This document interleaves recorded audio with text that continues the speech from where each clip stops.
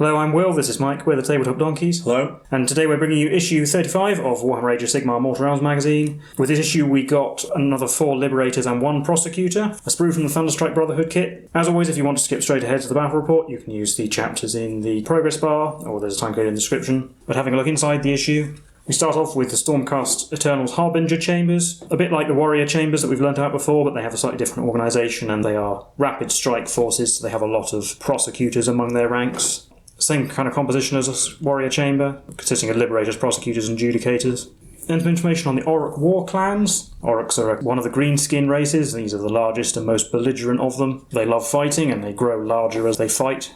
For the most part, they are divided up into 2 subcultures, the Bone Splitters, who are sort of tribal, feral Orruks, and the Iron Jaws, who are the biggest and strongest, and they tend to wear heavy iron and steel armour, looted from cities they've destroyed.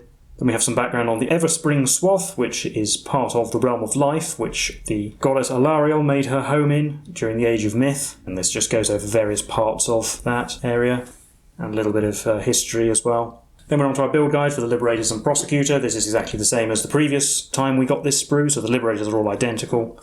But the Prosecutor has an option for his arm that you can put it in a different orientation to the previous time we got this model, so it looks slightly different. So you can either have his hammer up or down as it shows. And then the painting guide is, as we know for Stormcast Eternals, undercoat them gold and then wash and dry brush them and then paint all the details in various colours. But also adding texture paint to their bases and possibly even a skull or 2, now that we have those. And here they are finished, looking quite good. But that's all for our issue content, so we'll be on to our battle now.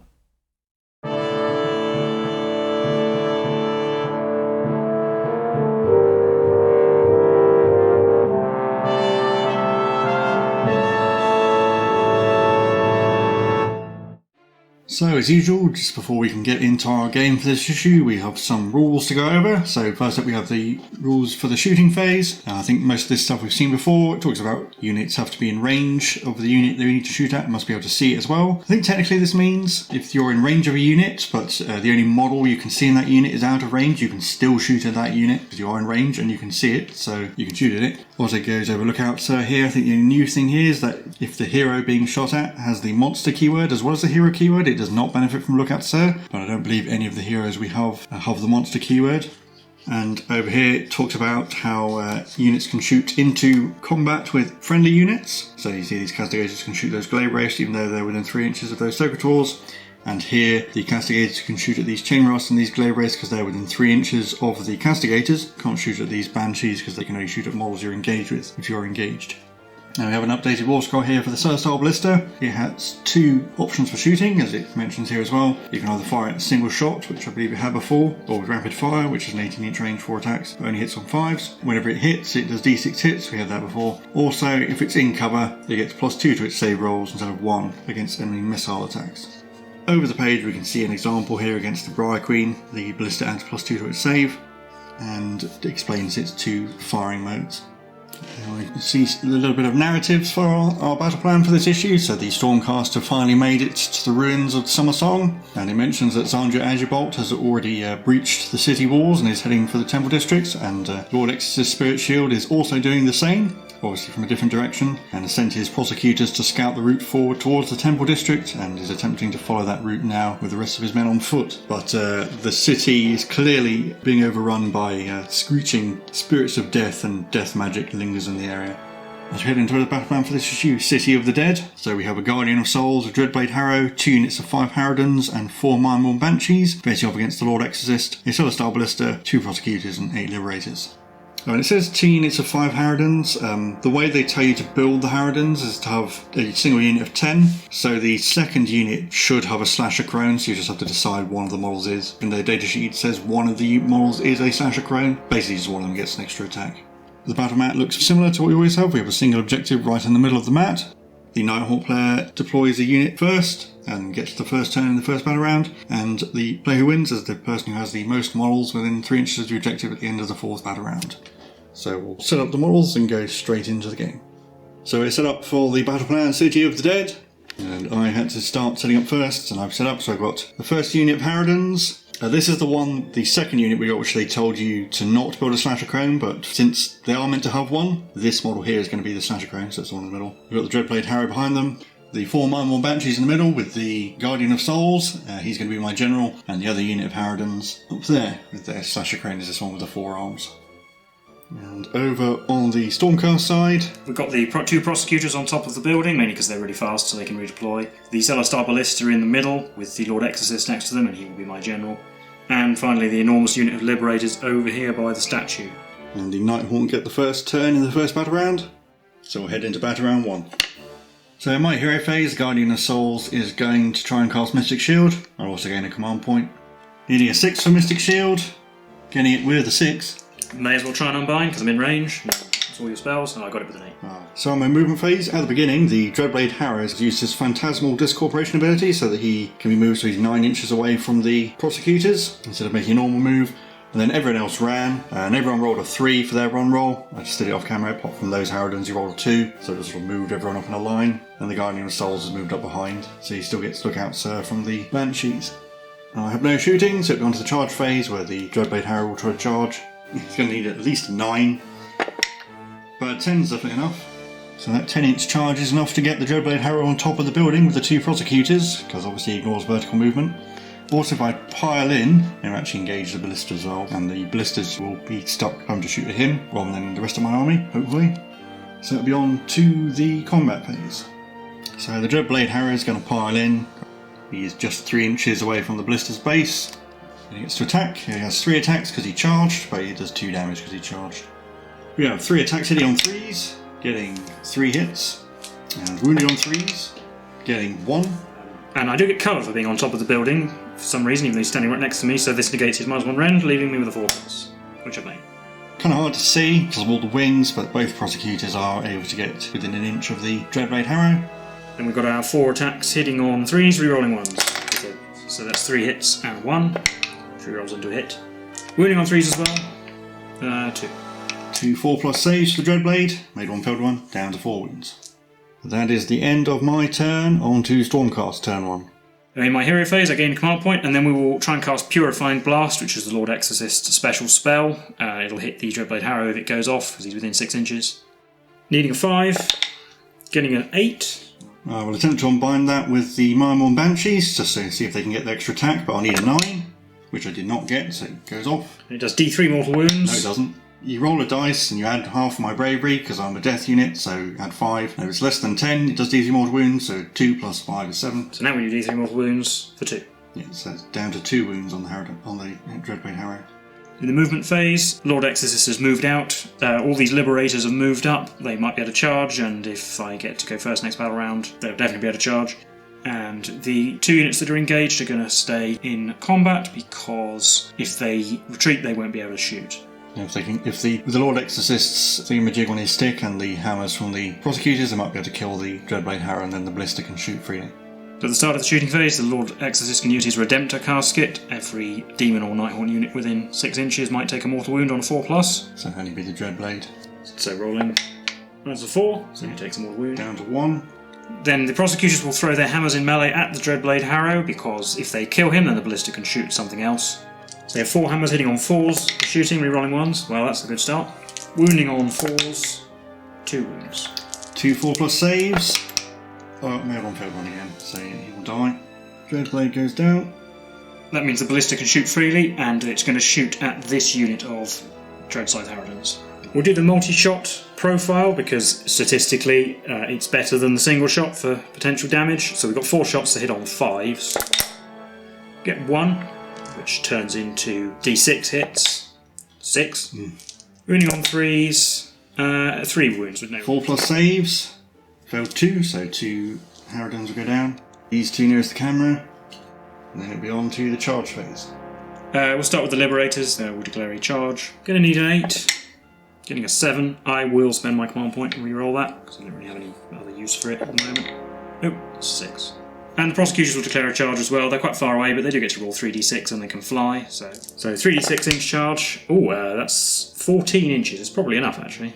So that's definitely enough. And they're just going to engage the Dreadscythe Harridans, because I don't really want to bring everybody else in as well. 2 attacks each, hitting on 3s, re-rolling 1s. Only 1 hit, winning on a 3. That's a wound, at least. 4+ save, Harridans. Made it. So the Harridans will pile in like that, so they can all get within their weapon range. That unit has 10 attacks, 3 base, plus 1 from the Slasher Crown's extra 1, hitting on 4s, getting 6 hits, wounding on 3s, and 6s are 2 damage. There's 4 wounds and 2 6s in there, and it's rend -1. I'll roll the 6s first, so 5 plus saves. Made 1 failed one, so it's 2 damage so far, and 2 1 damage saves. Failed both because of -1 rend, so that's 4 damage enough to take that. Goodbye, Prosecutors. That'll be the end of the battle round. No need for a battle shock test over there because they're bravery 10. On to battle round 2, we're rolling off to see who gets to pick first turn. 6. Oh, I got 3. I would definitely go first. So you forgot to cast spells in the hero phase, so I started moving the Liberators, but it's not going to matter, I don't think. Yeah, we're going to try and cast Arcane Bolt.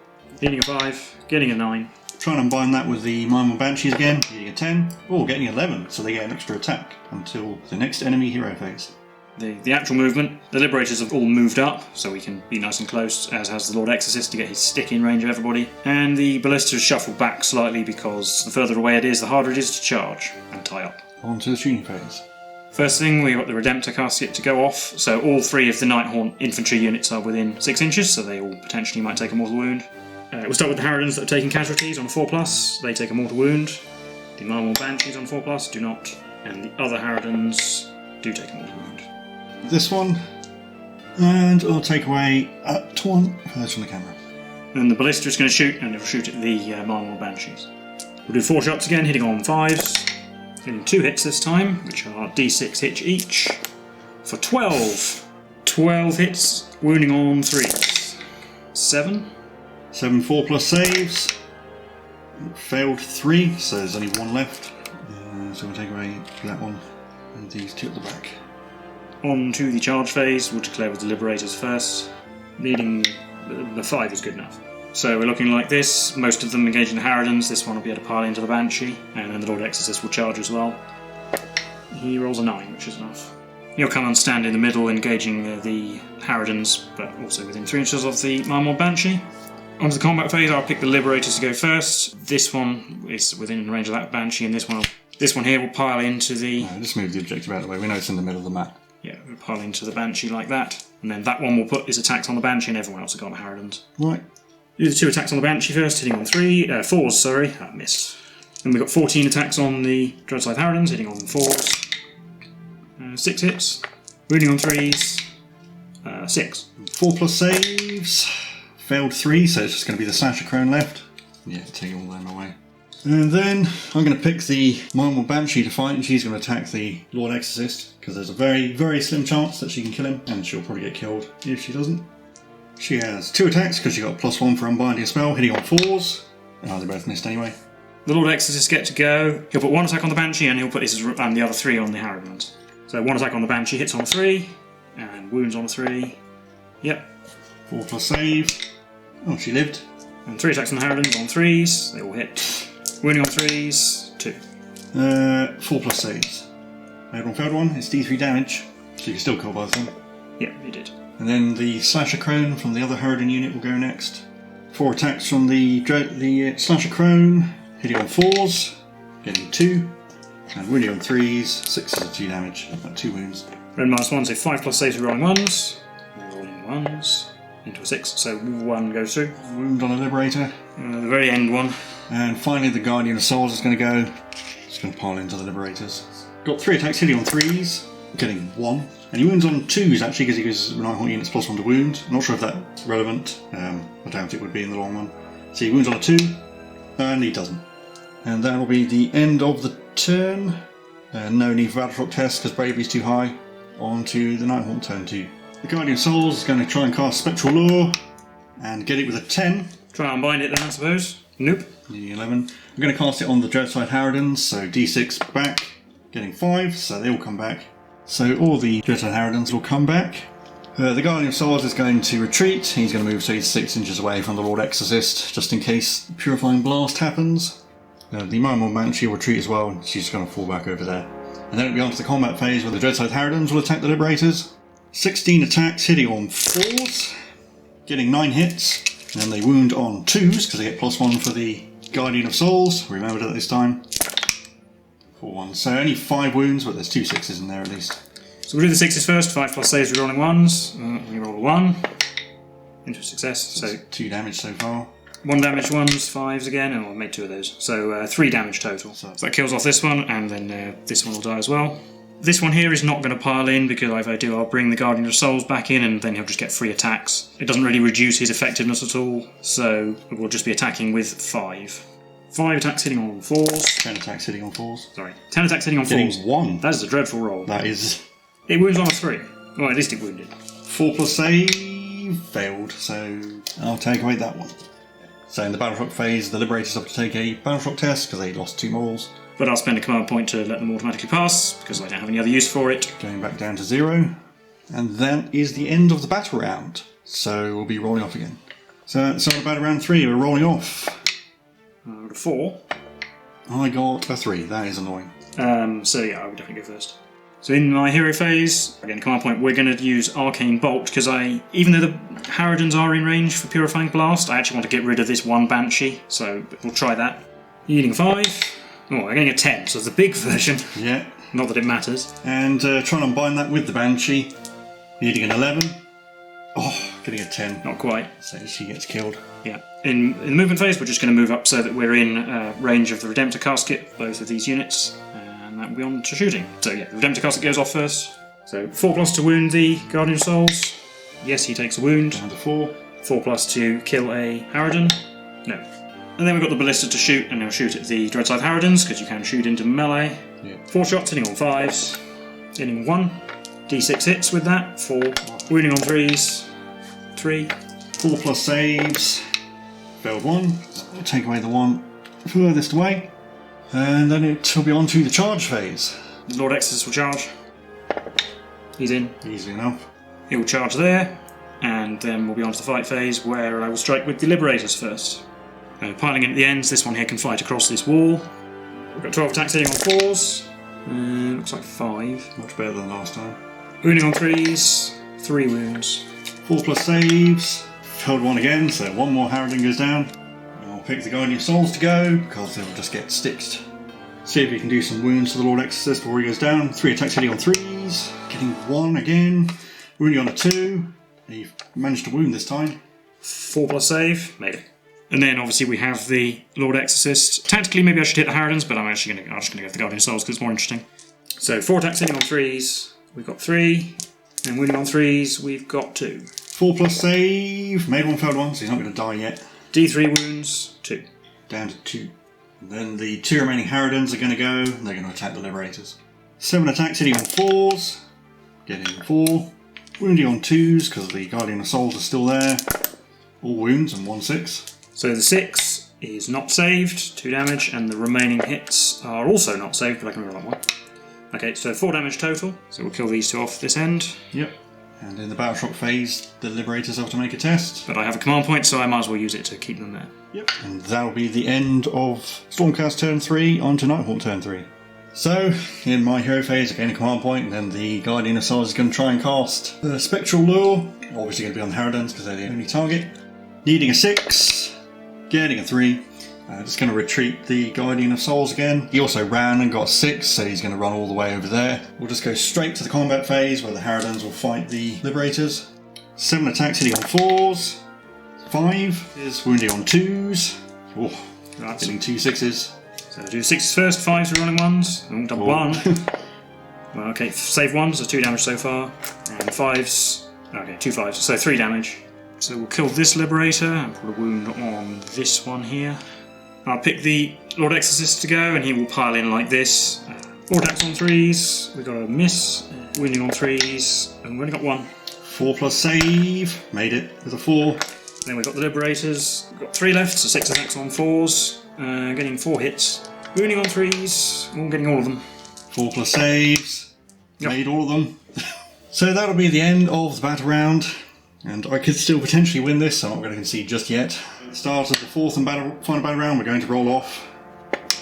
I got a 2. I also got a 2. That means you get to choose. Obviously the Stormcast are going to go first, because otherwise I might bring models back. Yep, so gain a command point, and then we'll go for Purifying Blast. Yep. Needing a 5. Oh, failed. On to the shooting phase, we have to start with the Redemptor Casket. 4+ Harridan dies. Nope. Ballista will shoot the Guardian of Souls. No lookout, sir. So 4 shots on 5s. All 2 hits. 2, so D6 each. 8. Wounding on 3s. 5. 5, 4+ saves. No, he's dead. So on to the combat phase. Lord-Exorcist will pile in a bit. 4 attacks on 3s. 2. And winning on 3s. Only 1. 4+ save. Failed. D3. Yeah, 3. There we go. The dream wasn't quite there. Yeah, that'll be it. That'll be a Stormcast victory then. Yeah. And we'll recap that for you now. So that was the battle plan for issue 35 of Age of Sigmar Mortal Realms magazine. How did you think that went? Well, it went excellently at the beginning, and then it took some time to get rid of the last few models because you brought a load back. So in your second turn, I went from being in a comfortable position to, this might be trickier than I thought. It actually turned out to be quite close in the end. If I hadn't killed off the last Harridans, or if I hadn't killed off the Guardian of Souls or something, you could probably have arranged it to have more models on the objective because you went second. I mean, in that last turn, I had to go first in order to try and stop you casting Spectral Lure again, so that was definitely the right choice. But if it hadn't gone well for me, you did actually have models in position to have the objective. If I could have brought more Harridans back, I could have brought them back near the objective, or if I'd killed enough of the Liberators. Even though I went second, if you'd failed to kill the Harridans, I could have just retreated and gotten a tie. And you only had 2 Liberators in range. Or if I'd managed to kill 2 of the Liberators, I could have actually gotten the win. It probably would have helped if your Ballista hadn't rolled so many hits as well. Or I'd managed to or I'd want to roll off to go first in a battle round. Yeah, because given that it was actually close, it was the things that decided it were things like rolling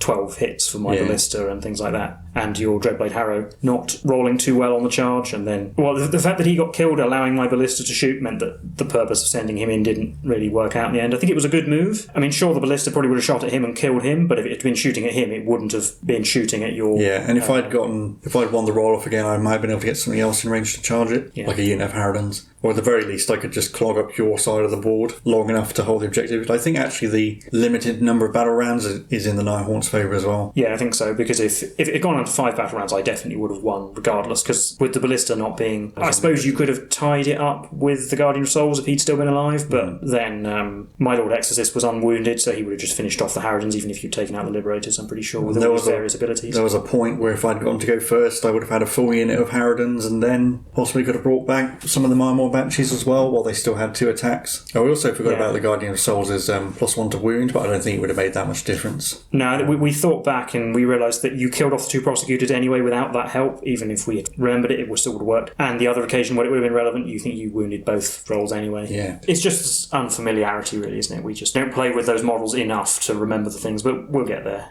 Also, I'm not sure having 8 Liberators is as big as an advantage as it looks. It makes them a much bigger roadblock, but you still can't really get them all into melee because their base sizes are so big. And I think the only reason I did manage to get them all attacking in one turn is because I got the double turn, so I got to move them twice and then choose where they went. Well, the other problem with a unit that size is I actually had trouble deploying them.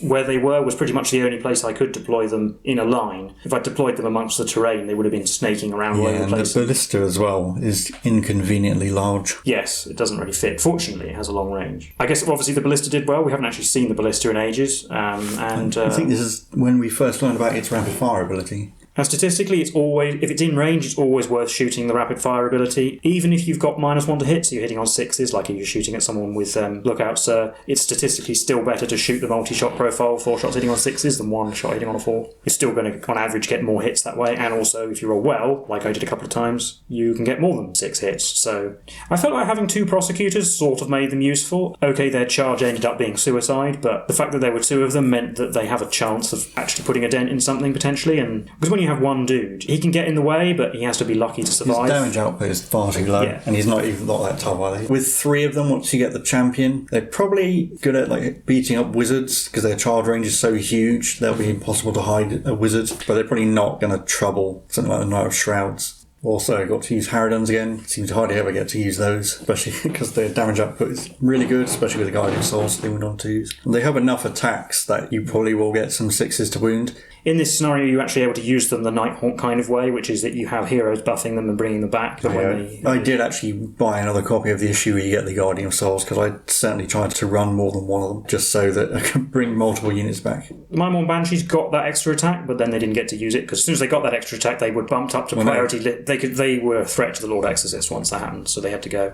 And I feel like the Lord-Exorcist actually did well this game. His Purifying Blast spell actually killed some stuff, and his Redemptor Casket was steadily putting out wounds as well. A couple of games ago he had a bad game and failed all his saves. Also, the fact that there's only one objective as well sort of plays into his hand, because it means I have to congregate near him. Yes, and then you can blast multiple units.